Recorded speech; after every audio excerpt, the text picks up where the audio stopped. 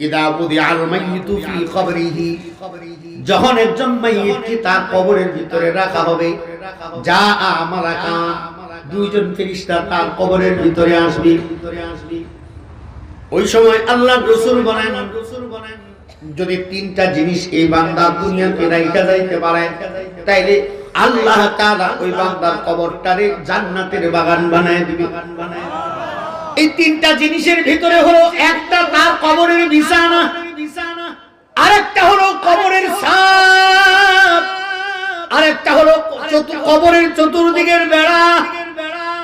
যে ঘরে বিছানা ঠিক, যে ঘরের ছাদ ঠিক, যে ঘরের বেড়া ঠিক, সেই ঘরের ভিতরে মানুষ বসবাস করতে পারবে কি পারবে না? আওয়াজ দিয়া বলেন। এই কোটি কোটি টাকা খরচ করে তুমি যেমন ঘরের ভেতরে ছাদ কাটকাইতে পারো না, তুমি যদি তোমার কবরটারে ইট রড বালি সিমেন্ট দিয়া যদি বানাও, এমন কি যদি তুমি তোমার কবরটারে ইস্পাতের ঢালাই দিয়াও যদি বানাও, এরপরেও এই কবরের ভিতরে জাহান্নামের সাপ বিচ্ছু ঢুকতে পারবে কি পারবে না? আওয়াজ দিয়া বলেন। কারণ এই সাপ বিচ্ছু দুনিয়ার সাপ বিচ্ছু নয়, এই আগুন জাহান্নামের আগুন, দুনিয়ার কোনো আগুন নয়।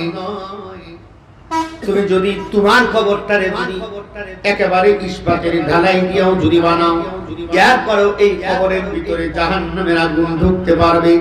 সরকারে দোয়ার নবী বলেন, তিনটা মাত্র ইবাদত যদি তুমি বান্দা এই দুনিয়াতে রেখে যাইতে পারো, আল্লাহর রাসূল বলেন এই কবরটা হবে তোমার জন্য জান্নাতের টুকরা। আল্লাহু আকবার।